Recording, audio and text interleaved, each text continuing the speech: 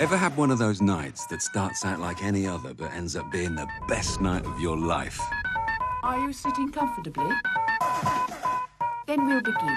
It was June the 22nd, 1990, our final day of school. There was Oliver Chamberlain, Peter Page, Stephen Prince, Andy Knightley, and me. They called me the King, because my name's Gary King. Ollie was funny. He fancied himself as a bit of a player, but really he was all math. We called him O-Man because he had a birthmark on his forehead that looked like a 6. He loved it. Pete was the baby of the group.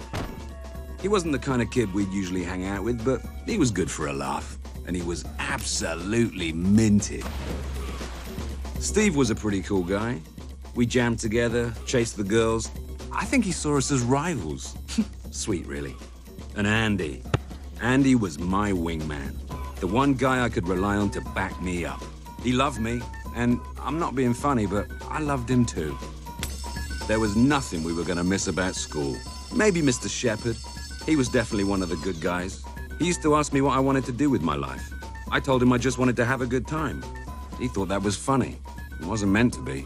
Not that night. Come on, once more. 5, 6, do it! Newton Haven was our hometown, our playground, our universe, and that night it was the site of a heroic quest. The aim?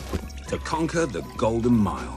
12 pubs along a legendary path of alcoholic indulgence. There was the First Post, the Old Familiar, the Famous Cock, the Cross Hands, the Good Companions, the Trusty Servant, the Two-Headed Dog, the Mermaid, the Beehive, the King's Head, the Hole in the Wall, all before reaching our destiny, the world's end. We took my car into town. I called it the Beast because she was pretty hairy. And so our journey into manhood began. We were off. We didn't waste any time. We hit pub 1 and we hit it hard. There was drinking, there was fun, there was controversy, there were ladies, there were shots, there was drama, and of course, there was drinking. By pub 5, we were feeling invincible and decided to purchase some herbal refreshment from a man we called the Reverend Green. Pint 6 put O-Man out of commission, so we carried on without him. Good thing, I bumped into his sister in the next pub. We went into the Disableds and I bumped into her again. Sam tagged along for a while, but then I had to let her go. I had another date that night, and her name was Amber. 9 pints in, and it was us against the world. Things got mental in the Beehive, so we repaired to the Bowls Club, or as we like to call it, the Smokehouse, which is when it all went fuck up. Everyone got power and Pete chucked a whitey, so we had to bench him. In the end, we blew off the last 3 pubs and headed for the hills.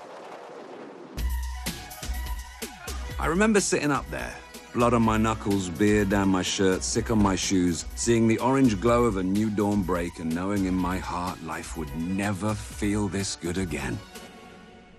And you know what?